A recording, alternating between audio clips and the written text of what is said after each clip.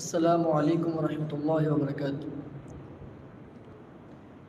الحمد للہ رب العالمین والعاقبۃ للمتقین والصلاة والسلام علی سید الانبیاء والمرسلین، اما بعد فاعوذ باللہ السمیع العلیم من الشیطان الرجیم من ہمزہ ونفخہ ونفثہ۔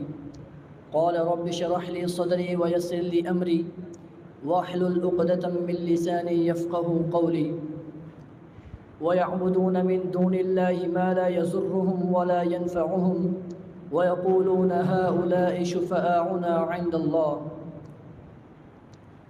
سامعین عزیز احتشام اور منصب انصاف کی بلندیوں پر فائز منصفین کرام، موضوع سخن نفع اور نقصان کا مالک صرف اللہ ہے، جو کہ روز روشن کی طرح آیا ہے۔ سب سے پہلے میں آپ کے سامنے قرآن کی کچھ آیات بیان کرنا چاہتا ہوں۔ اللہ تعالیٰ قرآن مجید میں فرماتے ہیں، قُلْ أَتَعْبُدُونَ مِن دُونِ اللَّهِ مَا لَا يَمْلِكُ لَكُمْ ضَرًّا وَلَا نَفْعًا۔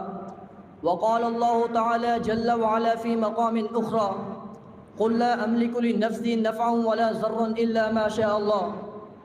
وقال الله تعالى في كلام المجيد، وَإِن يَمْسَسْكَ اللَّهُ بِضُرٍّ فَلَا كَاشِفَ لَهُ إِلَّا هُوَ وَإِن يَمْسَسْكَ بِخَيْرٍ فَهُوَ عَلَى كُلِّ شَيْءٍ قَدِيرٌ۔ وقال الله في القرآن المجيد، قُلْ لَا أَمْلِكُ لِنَفْسِي ضَرًّا وَلَا نَفْعًا إِلَّا مَا شَاءَ اللَّهُ لِكُلِّ أُمَّةٍ أَجَلٌ۔ وقال الله في مقام آخر، يَا أَيُّهَا النَّاسُ ضُرِبَ مَثَلٌ فَاسْتَمِعُوا لَهُ إِنَّ الَّذِينَ تَدْعُونَ مِن دُونِ اللَّهِ لَن يَخْلُقُوا ذُبَابًا وَلَوِ اجْتَمَعُوا لَهُ۔ جن معبودوں کو تم خدا کو چھوڑ کر پکارتے ہو، وہ سب مل کر ایک مکھی کو بھی پیدا نہیں کر سکتے۔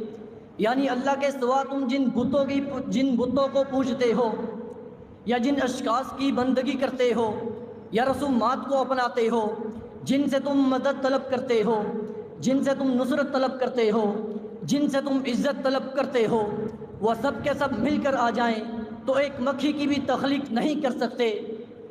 قرآن مجید کا یہ نہایت عمدہ اسلوب ہے۔ اب آگے ان معبودوں کی کمزوری کی طرف قدم بڑھائیے۔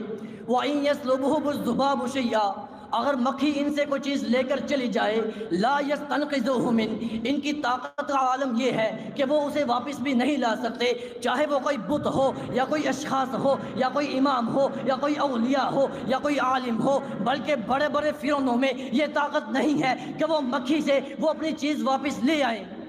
کیا ہم انہیں نفع اور مالک سے نقصان سمجھ سکتے ہیں؟ ہرگز نہیں۔ سورہ اعراف آیت نمبر 188 کے تحت حافظ عبدالسلام بٹوی رحمہ اللہ تعالی تفسیر القرآن میں بیان کرتے ہیں کہ اللہ کی مشیت سے جو کچھ ہو رہا ہے وہ ہونا ہے۔ مجھ میں اتنی طاقت نہیں کہ کہ میرے قدرت و اختیار میں یہ بھی نہیں کہ میں کسی نقصان یا تکلیف کو روک سکوں یا کسی کو نفع پہنچا سکوں۔ اور جب رسول اللہ صلی اللہ علیہ وسلم یہ کہہ رہے ہیں کہ میرے اختیار میں کچھ نہیں ہے، تو اور کون ہو سکتا ہے کہ جس کے اختیار میں سے یہ سب کچھ ہو؟ یہ دلائل تو تھے قرآن کی روشنی میں۔ زبان رسالت سے عبداللہ بن عباس رضی اللہ عنہ بیان کو مخاطب کرتے ہیں کہ آپ صلی اللہ علیہ وسلم فرماتے ہیں، اعلم ان الامت لو اجتمعت على ان ينفعوك بشيء لم ينفعوك الا بشيء قد كتبه الله لك۔ آگے آپ صلی اللہ علیہ وسلم کیا فرماتے ہیں، وَإِنِ اجْتَمَعُوا عَلَىٰ أَن يَضُرُّوكَ بِشَيْءٍ لَمْ يَضُرُّوكَ إِلَّا بِشَيْءٍ قَدْ كَتَبَهُ اللَّهُ لَكَ قَدْ كَتَبَهُ اللَّهُ عَلَيْكَ۔ الغرض، پوری کائنات اگر نفع پہنچانے پر تل جائے، اگر اللہ نفع دینا نہیں چاہتا تو پوری کائنات نفع نہیں دے سکتی۔ اگر اللہ نقصان دینا چاہتا ہے تو پوری کائنات مل کر اسے نقصان سے نہیں بچا سکتی۔ قربان جاؤں عمر تیری جرت و بصیرت پر، ہر کوئی پتھر کو چوم رہا ہے، مگر بے باک عمر، جرت مند عمر، جس نے اپنے عقیدے کو واضح کر دیا اور کہہ دیا انک حجر، بے شک تو ایک پتھر ہے، لا تضر ولا تنفع، نہ ہی تم نفع دے سکتا ہے اور نہ ہی تم نقصان دے سکتا ہے۔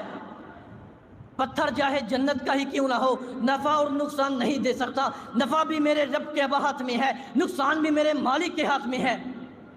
اور یاد رکھو، آج کل لوگ سفر کے مہینے کو بہت منحوس کہتے ہیں، سفر کے مہینے میں شادی نہیں کرتے کہ نقصان ہو جائے گا، آٹے کی گلوریاں بنا کر انہیں تالابوں میں پھینکتے ہیں، اور اس جیسی کئی ایک بدعات کو شمار کیا ہوا ہے، کئی ایک بدعات کو جنم لے چکی ہیں۔ کیا یہ بدعات ہمیں نفع یا نقصان پہنچا سکتی ہیں؟ ہرگز نہیں۔ اللہ کا قرآن یہ اعلان کر رہا ہے والذین تدعون من دونہ ما یملکون من قطمیر، اور جنہیں تم اپنا پروردگار سمجھتے ہو، جنہیں تم مشکل کشا سمجھتے ہو، اور جنہیں تم زمین و آسمانوں کا بادشاہ سمجھتے ہو، جنہیں تم مشکل کشا حاجت روا سمجھ کر پکارتے ہو، ان کا عالم یہ ہے وہ تو کھجور کی گٹلی کے اوپر بھی ایک بڑی پردے کے بھی مالک نہیں ہے جنہیں تم پکارتے ہو۔